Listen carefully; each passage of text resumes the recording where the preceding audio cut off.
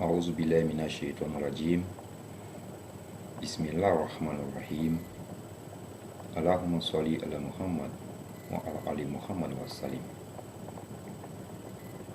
Nous invoquons le Seigneur Allah qui nous enseigne les choses les plus incroyables possibles, qui nous amène dans un niveau où on ne pensait jamais y arriver, mais il est celui qui sait tout et qui enseigne à l'homme ce que l'homme est censé savoir pour ne pas perdre le chemin qui mène à lui. Dans le Saint-Coran, révélation inébranlable, éternelle et perpétuelle de Allah à l'humanité,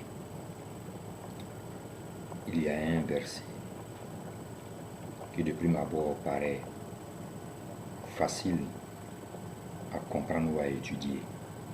Mais quand on y va en profondeur, on se rend bien compte que le puits de la sagesse qui découle de ce verset est très profond, surtout en enseignement spirituel. C'est le verset 31 de la sourate 4, sourate An-Nisa. Et ce verset, la première fois que je suis tombé là-dessus, je suis passé dessus, comme on le fait généralement. C'est avec le temps que j'ai commencé à comprendre que ce ne sont pas les longs versets parfois qui regorgent des choses les plus importantes, mais dans tout le Coran complet, chaque verset a une importance, même si elle est la plus petite possible, la plus courte possible. La plus petite phrase du Coran a une signification très lourde, très importante pour l'homme. C'est donc ainsi que la réforme radicale s'est penchée sur le verset et a attendu que le maître lui-même nous en donne l'explication spirituelle par l'explication technique des tafsirs des livres édités.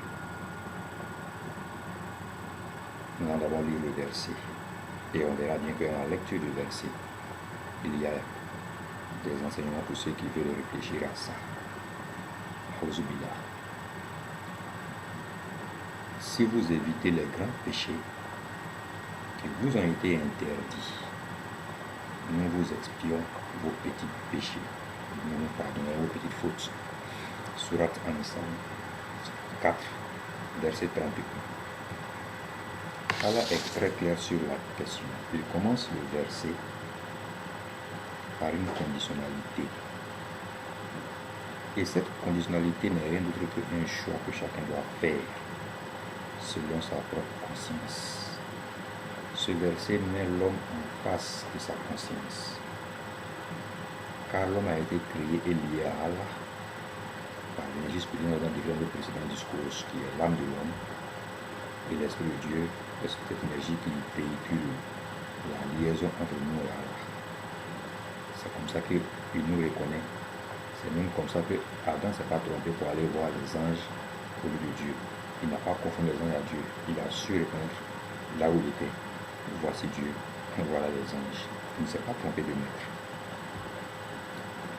C'est donc grâce à cette âme que l'être humain est libre de certaines actions. Et ce verset justement met l'homme en face de sa responsabilité dans sa liberté, dans ce qu'il fait comme action. Car Allah nous indique par une conditionnalité si. Il met une condition d'abord au début du verset. Il n'en fait pas une affirmation en tant que tel. On veut dire qu'il ne fait pas de promesse à quelqu'un qu'il faut dormir pour aller au paradis. Il t'exhorte déjà à réfléchir, à prendre conscience du chemin à suivre, car il t'indique deux chemins. Et il met une condition pour choisir un des chemins. Et il t'indique le chemin à choisir. Mais libre à toi de croire en ce qu'il dit ou de ne pas croire en ce qu'il dit. Ici donc, la condition qu'il met justement à l'épreuve les musulmans qui disent qu'ils croient en Allah au jugement dernier.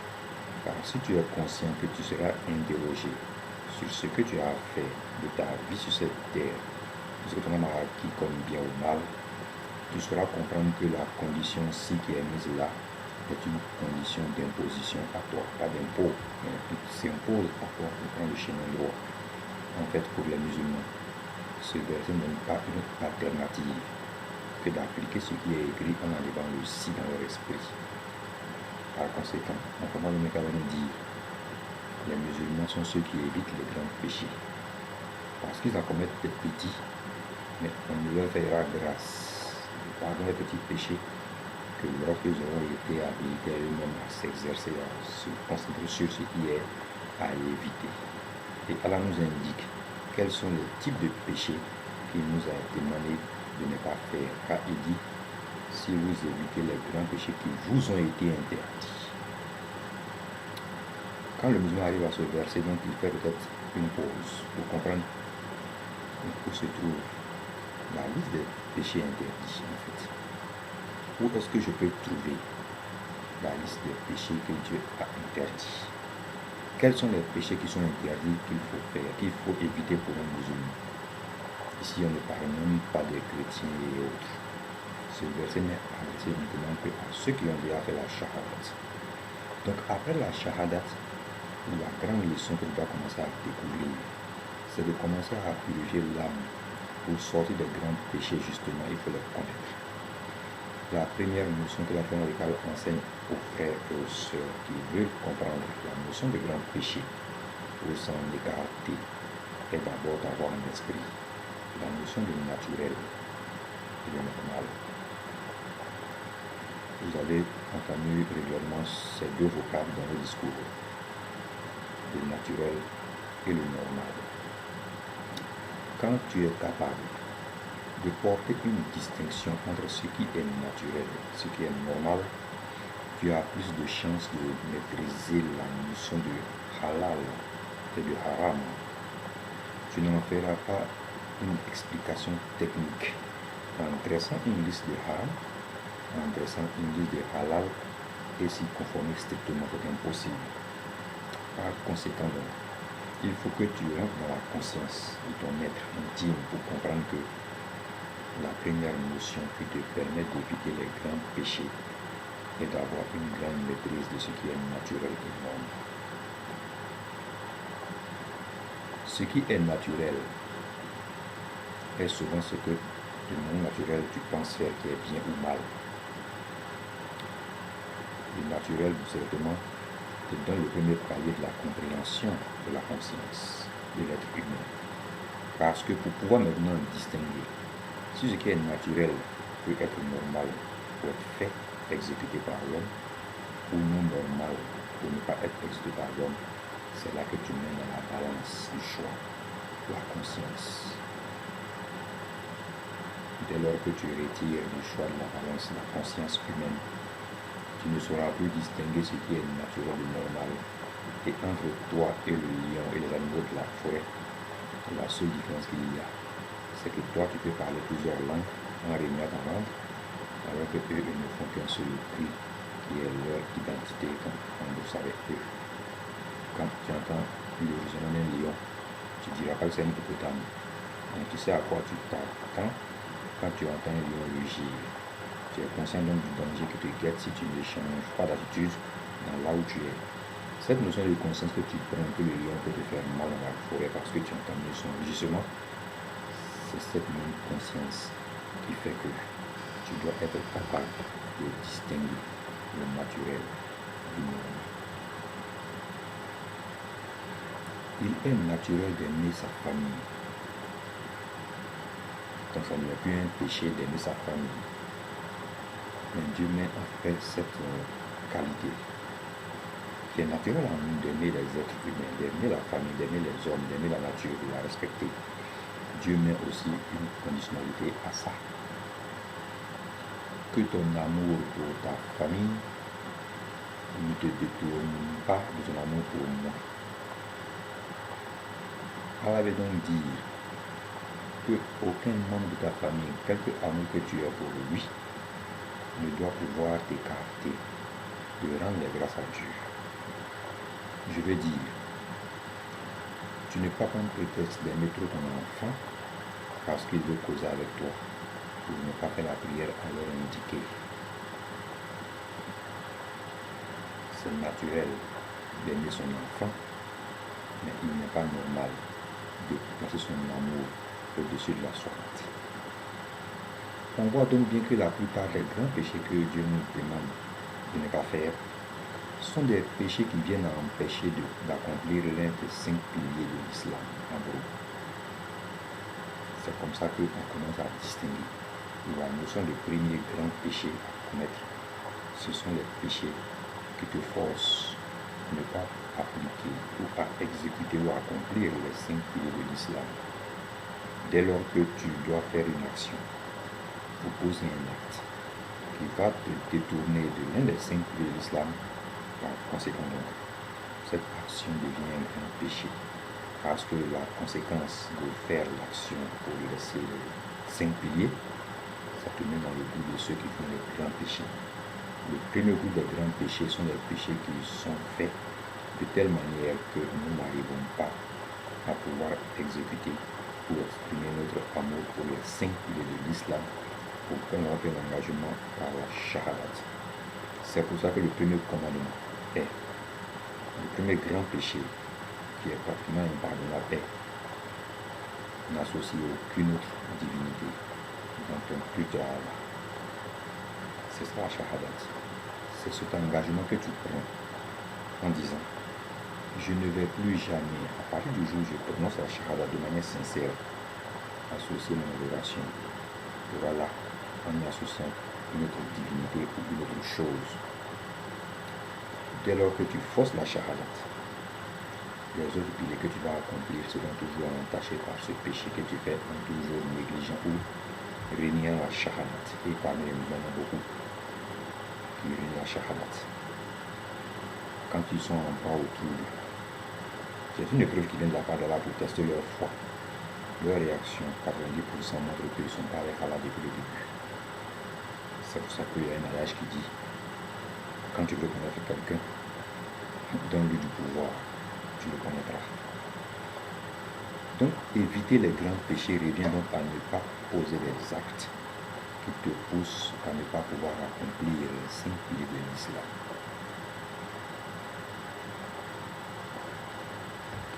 À côté de ce grand groupe de grands péchés que nous voyons donc, qui sont les 5 piliers qu'on ne va pas négliger, et surtout les péchés recommandés par l'esprit de l'homme, la conscience de l'homme. L'être humain, par sa conscience, sait très bien qu'il ne doit pas tuer quelqu'un juste pour le bien matériel qu'il convoite. C'est abominable. Tuer quelqu'un aussi dans l'avortement. Il y a même mentir sur la personne pour le faire partir en prison pour combattre quelque chose et qu'il meurt en prison. Tu es coupable de sa mort, il s'est déroulé en prison. Car c'est toi qui l'as amené par tes mensonges et c'est toi qui l'as mis dans cette situation où il a connu la mort. Donc vous voyez bien que le mensonge à ce niveau devient un très grand péché qu'on ne peut pas pardonner facilement. Et dans le Coran maintenant, Allah nous indique dans le Coran, c'est un grand péché, il indique bien et il met à côté, c'est un grand péché. Ça c'est la liste.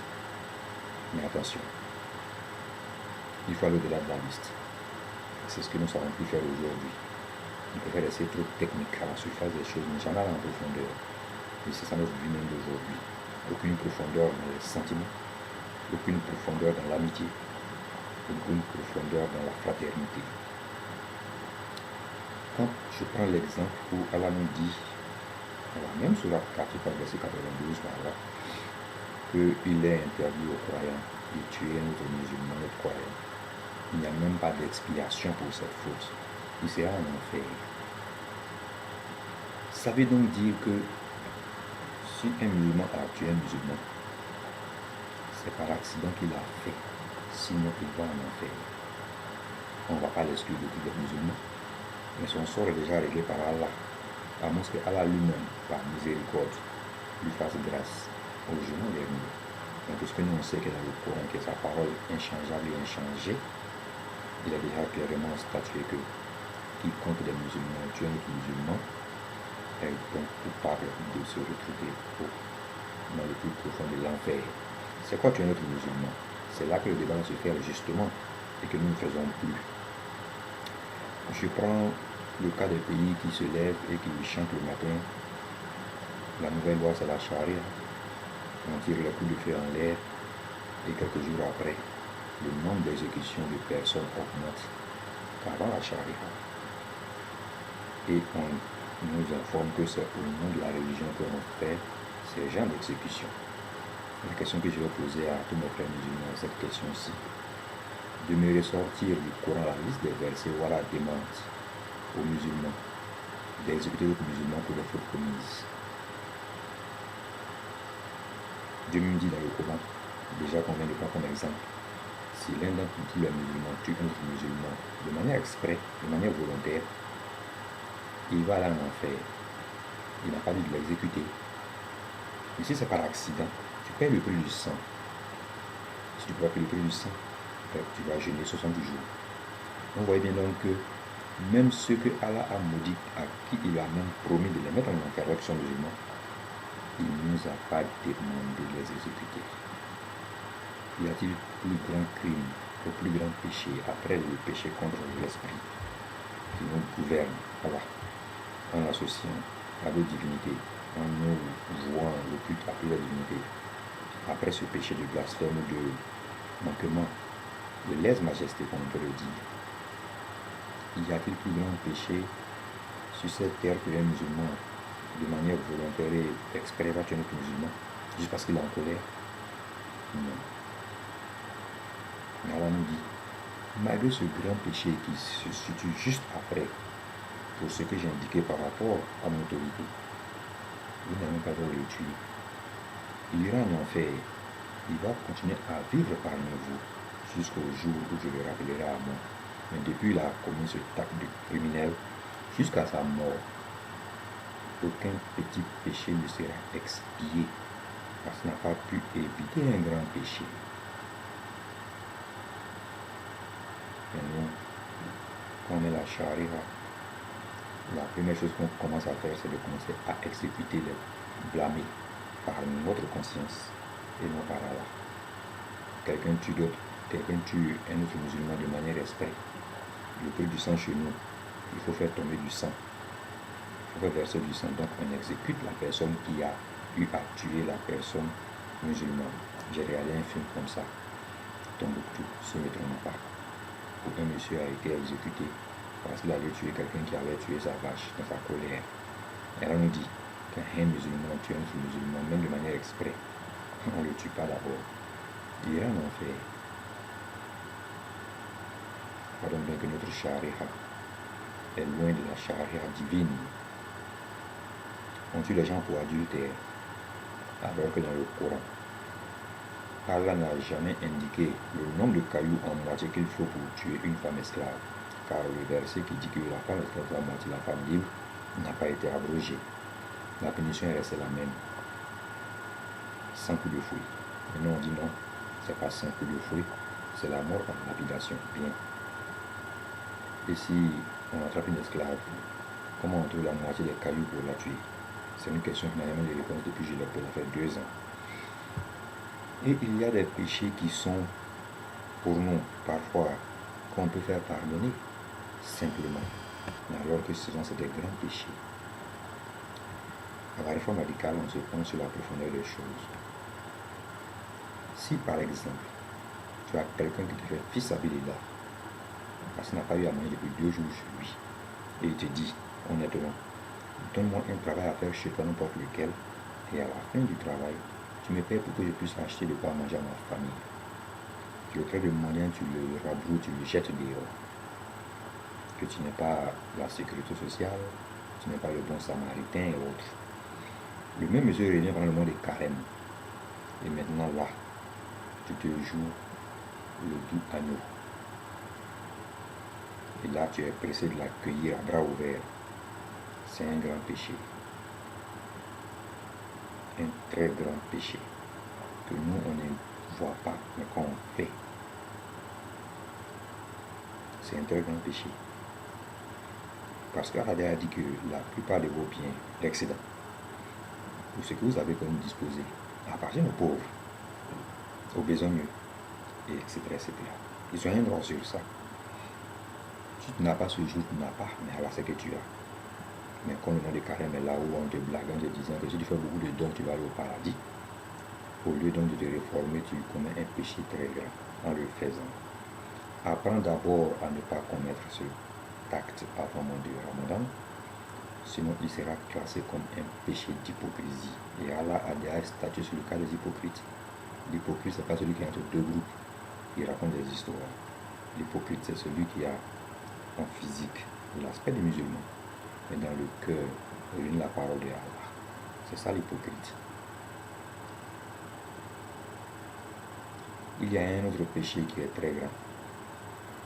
C'est dans nos quotidiens. C'est de traficoter les balances, les mesures à poids pour mesurer, surtout pour les commerçants. C'est vrai, Mohammed a été commerçant avec Abu Bakr, mais tous les compagnons n'étaient pas commerçants. Parce qu'il faut qu'on retienne, de nos jours, quelqu'un qui n'a pas une activité, qui n'a pas eu de diplôme, qui te demande une aide pour faire quelque chose, le mot qu'il sort, pratiquement de l'argent, fait du commerce. Lui-même, il sait très bien que le commerce ne marche pas. Mais il veut s'entêter à le faire. Pourquoi? Parce que selon lui, Mohammed était commerçant, Abu Bakr était commerçant, et beaucoup sont commerçants. Quand il commence à ne va pas comme il pensait, il commence donc à frauder pour ne pas perdre l'argent. C'est un très grand péché, parce que tu étais conscient dès le départ que ce n'est pas aussi évident que de faire du commerce si tu n'as pas les aptitudes de les faire. Ce dont tu as conscience comme faiblesse dans tes actions et que tu te forces à les faire, tu les fais mal. Moi, je le considère comme un grand péché, car tu avais la conscience que ce que tu faisais n'allait pas aboutir comme tu pensais. C'est ça que le plan des musulmans aujourd'hui. C'est des choses qu'ils négligent énormément, mais qui est devenu un quotidien. On rentre dans un marché, on regarde toutes les balances des musulmans qui pèsent à mesurer. Allah et billahi. Au moins 90% des balances qu'on va trouver sont traficotées pour justement faire un peu plus de bénéfices, parce que ça ne marche pas. Mais c'est normal que ça ne marche pas. Vous êtes 25 à vendre du riz au même endroit. C'est normal. On voit donc bien que Allah, dans ce verset, n'a pas simplement dissocié deux actions, mais il a classifié les actions. Vous voyez qu'on a commencé par le péché contre Allah lui-même, en lui associant notre divinité dans le culte, dans l'action, dans notre vie quotidienne. Et ensuite, on a donc fait le meurtre des personnes, justement de manière volontaire, en se servant de lois inventées par nous-mêmes ou par d'autres moyens. C'est pour cela que Allah a dit, si vous êtes capable d'éviter les grands péchés, la condition pour éviter les grands péchés, justement, réside dans la maîtrise de la science religieuse. La seule manière possible, improbable et potable pour réussir à éviter les grands péchés est la remise en cause permanente sur ce qui est normal et naturel. Il est normal de faire certaines choses parce que c'est dans la nature, c'est la nature humaine. Mais ce qui peut être normal, naturel normal, peut aussi devenir après naturel non normal. C'est très bien de boire du yaourt, très bien pour la santé. Ça fait partie donc de l'équilibre diététique de l'être humain. Mais il est interdit de boire du yaourt fermenté, car en ce moment, tu mets ton corps en danger. C'est un péché que tu commets contre ton corps, qui est vrai, qui t'appartient, mais qui doit obéir à certains commandements qui viennent du Seigneur. Donc il est normal de boire du yaourt, donc il est naturel de boire du yaourt, mais il n'est pas normal d'en boire quand c'est fermenté. En ce moment, le yaourt non fermenté que tu achètes, que tu dégustes, il est halal pour toi, mais dès lors que son statut change, son état change, il devient non consommable, ça devient haram. Donc on voit bien qu'on ne peut pas faire une liste de haram dressée sur une feuille, une liste de halal dressée sur une feuille et suivre au milieu. Finalement, on vivra non plus, disons. On vivra comme des zombies. Et il y en a beaucoup aujourd'hui en islam. Nassalam.